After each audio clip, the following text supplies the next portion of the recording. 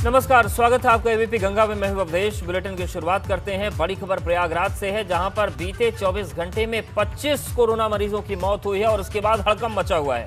पहली बार प्रयागराज में एक दिन में 25 मौतें हुई हैं। सिर्फ अप्रैल में ही प्रयागराज में कोरोना से 314 मौतें हुई और एक दिन में 1389 नए केस आए हैं। 25 मरीजों ने दम तोड़ा है, तो रिकवरी रेट की हालत प्रयागराज में खराब है और एक दिन में 25 मरीजों की जान गई है बीते 24 घंटे में। तो ये बड़ी खबर। प्रयागराज में पहले मामले बहुत ज्यादा बढ़े हुए थे, हालांकि मामलों में कमी आई है। जो मामले 2400 तक पहुंच गए थे वो 1400 तक आ गए हैं। 40% की उसमें कमी आई है, लेकिन मौत का आंकड़ा लगातार बढ़ रहा है और बीते 24 घंटे में प्रयागराज में 25 लोगों की कोरोना से मौत हुई है। और केवल हम अप्रैल की बात करें, एक महीने की, तो प्रयागराज में एक महीने में बीते 314 लोगों की कोरोना से मौत हुई और एक दिन में 1389 नए केस आए हैं। 25 लोगों की मौत हुई है। तो लखनऊ, कानपुर की तरह प्रयागराज में भी स्थितियां खराब हैं और खास तौर से रिकवरी रेट को लेकर अब सवाल उठ रहे हैं, क्योंकि एक दिन में 25 मरीजों की मौत हुई है और बीते अप्रैल की अगर हम बात कर लें तो अप्रैल महीने में 314 लोगों ने कोरोना से दम प्रयागराज में तोड़ा है। प्रयागराज में हालात जितना आप सोच रहे हैं शायद उससे कहीं ज्यादा बदतर है। हम आपको अभी एसआरएन अस्पताल की तस्वीर दिखाते हैं, जहां बुजुर्ग को ऑक्सीजन बेड न मिलने से अस्पताल के गेट पर ही मौत हो गई। दरअसल बुजुर्ग को सांस लेने में दिक्कत थी और इसके बाद उन्हें अस्पताल ले जाया गया। स्वरूप रानी नेहरू अस्पताल के सामने लेकर आए परिजन, लेकिन अस्पताल में बेड खाली न होने की बात कहकर कोरोना संदिग्ध बुजुर्ग को भर्ती करने से मना कर दिया गया। परिवार वालों को कहा गया कि चाहे तो इंतजार कर सकते हैं। इसके 3 घंटे बाद ही बुजुर्ग ने स्टेशन पर ही दम तोड़ दिया। आप अंदाजा लगाइए, 3 घंटे तक वो बुजुर्ग अस्पताल के बाहर पड़ा रहा, तड़पता रहा और उसके बाद जान चली गई। कहाँ से ले आए थे?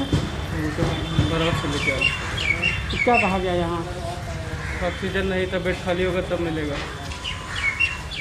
बेड खाली होते होते चले जाएगा। ऑक्सीजन नहीं मिली? हाँ? ऑक्सीजन भी नहीं मिली? ऑक्सीजन नहीं मिला, बेड नहीं खाली था। कितनी देर इंतजार करना पड़ा आपको? 15-20 मिनट पहले पहले वहाँ लेके गए थे, वहाँ से वहाँ किए थे, वहाँ 3 जगह रखे हैं। उसके बाद फिर यहाँ लेके आए, जाओ टेस्ट कराओ पहले, तो सांस नहीं आ रही थी। तो ये हालत है प्रयागराज की। उम्मीद करते हैं कि इस पर स्वास्थ्य मंत्री ध्यान देंगे। लखनऊ की बात करते हैं। केजीएमयू में संसाधनों की कमी से बुरा हाल है। केजीएमयू के 20% बेड भी कोविड के लिए नहीं है। 4000 बेड में सिर्फ 765 ही कोरोना मरीजों के लिए हैं।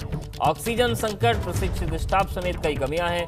बलरामपुर अस्पताल में भी 770 में से केवल 300 ही कोविड के बेड हैं। तो संसाधनों की भारी कमी है और यही वजह है कि जिनकी जान बच सकती है वो भी नहीं बच पा रहे हैं। उधर आगरा में भी कोरोना तेजी से फैल रहा है, लेकिन अभी वैक्सीनेशन की लिस्ट में आगरा का नाम नहीं है। पहले चरण में आगरा का नाम न होने की क्या वजह है, इससे कितनी मुश्किल बढ़ सकती है, सीधा जानते हैं। आगरा से हालात पर नजर बनाए हुए हैं नितिन उपाध्याय। नितिन का रुख कर लेते हैं। और नितिन, जिस तरीके की स्थितियां हैं, तो आगरा में वैक्सीनेशन शुरू नहीं हो पा रहा है। क्या कुछ जानकारी मिल पा रही है कि आखिर कब आगरा में 18 साल और 18 साल से जो बड़े लोग हैं उनको वैक्सीन मिल पाएगी? ये बिल्कुल कल जिस तरह से उम्मीद जताई जा रही थी कि वैक्सीनेशन की जो प्रोसेस शुरू आज हो रही है उसमें आगरा का नाम भी शामिल होगा, लेकिन शाम होते होते उत्तर प्रदेश सरकार ने साफ कर दिया कि अब वैक्सीनेशन में आगरा का नाम शामिल नहीं है। आप समझ सकते हैं कि उत्तर प्रदेश के 7 जिलों में आज वैक्सीनेशन हो रहा है। सवाल यह है कि कल भी आगरा में 893 केसेज आए हैं और इसके साथ ही 14 दिनों के भीतर आगरा में 10 गुना कोरोना के मरीज बढ़े हैं। उसके बावजूद आगरा को प्राथमिकता पर नहीं रखा गया। ये वही आगरा है जो पिछले साल इसको वुहान की संज्ञा दी जाने लगी थी। सबसे ज़्यादा कोरोना का विविष्का रही और उस पिछले साल की तुलना में इस साल सैकड़ों गुना इस समय लगातार केसेज आ रहे हैं। पिछले साल 15, 20, 25 केसेज भी आ जाते थे तो बहुत ज़्यादा सेंसेशन फैल जाता था। इस साल 893 केसेज आए हैं। कल जो केसेज आए हैं उन्होंने सारे रिकॉर्ड तोड़ दिए हैं। बेड नहीं है, वेंटिलेटर नहीं है, ऑक्सीजन किल्लत है, लगातार मौतें हो रही हैं। खुद इस समय आगरा के सांसद एसपी सिंह बघेल ने रक्षा मंत्री को चिट्ठी लिखकर लखनऊ और दिल्ली की तरह आगरा में भी एक कोविड अस्पताल डीआईडीओ की तरफ से बनाए जाने की अपील की है। उन्होंने कहा है कि आगरा में डीआईडीओ का जो दिक्कत यही है कि मेरठ के सांसद चिट्ठी लिख रहे हैं, लखनऊ के सांसद चिट्ठी लिख रहे हैं, आगरा के सांसद चिट्ठी लिख रहे हैं, लेकिन चिट्ठियां भी फाइलों में जाकर दब जा रही हैं, फर्क कुछ पड़ नहीं रहा है। इसीलिए सवाल उठ रहा है कि व्यवस्था सुधर पाएगी, नहीं सुधर पाएगी। आप दोनों हमारे साथ बने रहिए।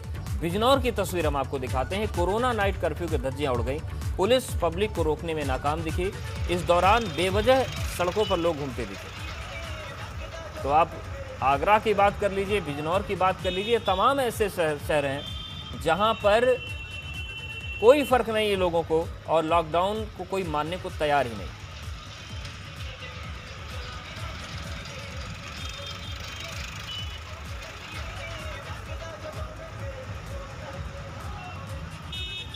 और अब बात करते हैं लखनऊ की। आज टीम 9 की पहली बैठक होने जा रही है। अभी तक टीम 11 होती थी। सीएम योगी इस बैठक की अध्यक्षता करेंगे।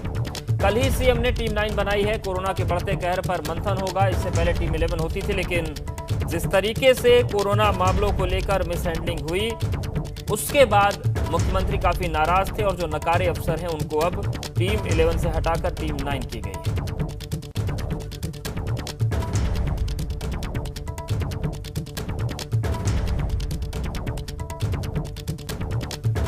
तो सीएम योगी की अध्यक्षता में टीम 9 की बैठक होगी। कल ही सीएम ने टीम 11 का पुनर्गठन करके टीम 9 बनाई है और इस टीम 9 में एक अध्यक्ष बनाए गए हैं जो कि अध्यक्षता करेंगे और इन्हीं अलग अलग 9 टीमों की जो अध्यक्ष हैं उनसे मुख्यमंत्री बैठक करेंगे और उसमें वो ये जानेंगे कि किस टीम का काम कैसा चल रहा है।